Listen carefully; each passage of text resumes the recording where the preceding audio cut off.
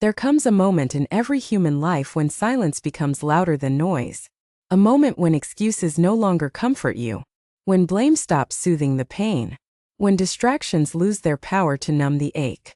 And in that moment, often late at night, often alone, you realize something unsettling. No one is coming to save you. Not your parents. Not the government. Not your partner. Not fate. Not God descending dramatically to fix everything. That realization can feel terrifying. But it is also the moment you reclaim your power. Because your power is in taking charge of your life. Not controlling everything. Not predicting the future. Not avoiding pain. But choosing consciously, deliberately to become the authority of your own existence. This is not motivational fluff. This is not toxic positivity. This is not just think happy thoughts.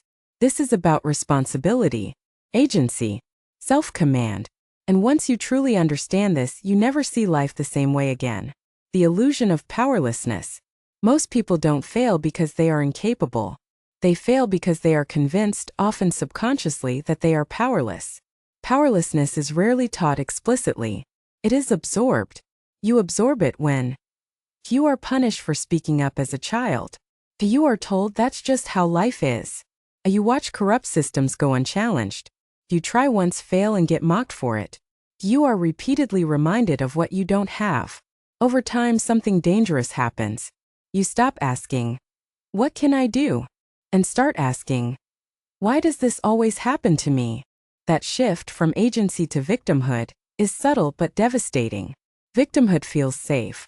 It offers explanations. It removes responsibility. But it also removes power. Because if everything is happening to you, then nothing is happening because of you. And if nothing is because of you, then you cannot change it.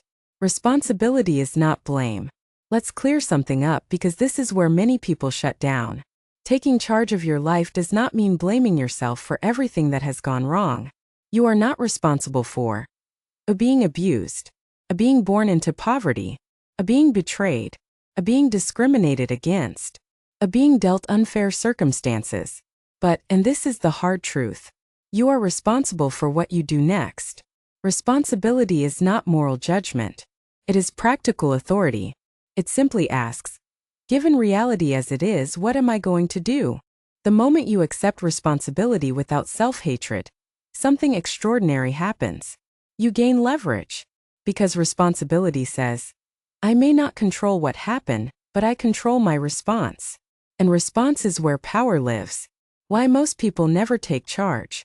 Let's be honest. Taking charge is uncomfortable.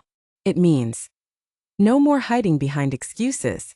No more waiting for permission. No more outsourcing your decisions. No more romanticizing struggle without change. Most people would rather stay familiar than become powerful. Because power demands discipline when no one is watching, decisions without certainty, a failure without applause, a growth without validation. It's easier to complain than to commit, easier to blame than to build, easier to fantasize than to execute. So people wait. They wait for, at the right time, a more confidence, a more money, a more clarity, someone to believe in them first. But clarity comes after action. Confidence comes from action. Belief follows evidence. And evidence only appears when you move. The myth of motivation. Here's a truth most podcasts won't tell you. Motivation is unreliable. If you wait to feel ready, you will be waiting forever. People who take charge of their lives don't feel motivated all the time. They feel tired, afraid, uncertain, overwhelmed. But they move anyway. Why? Because they understand something most people don't. Your feelings are not commands. They are signals. Information. Weather patterns of the mind. You don't cancel your life because it's raining. You adjust and keep moving. Taking charge means acting in alignment with your values, not your moods. The real battlefield. You don't rise to the level of your goals. You fall to the level of your identity.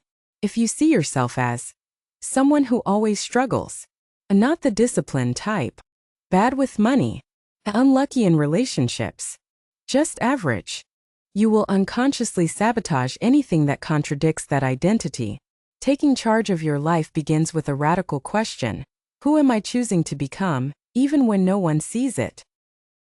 Not who you were. Not who they said you were. Not who trauma shaped you into. But who you decide to be from this moment forward. Identity is not discovered. It is constructed. And every small action is a vote. You don't become disciplined in one dramatic moment.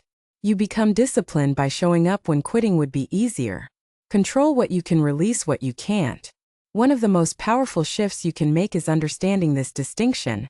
There are things you can control, and things you cannot.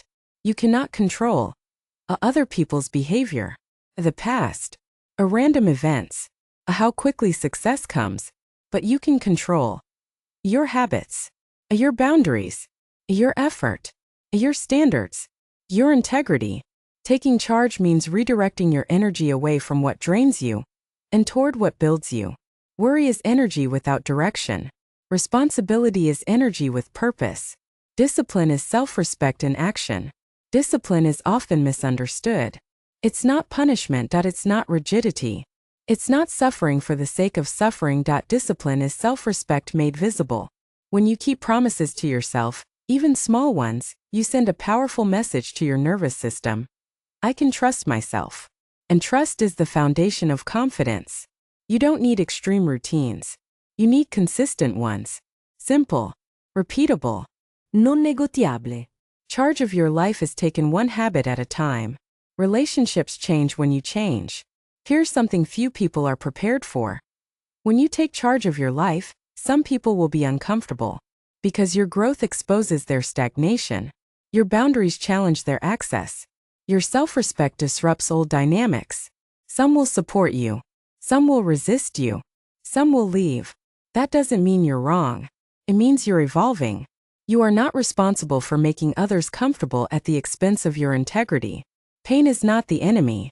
Avoiding pain keeps you weak. Pain is information. Pain is feedback. Pain is the cost of growth. When you take charge of your life, you stop asking, how do I avoid discomfort?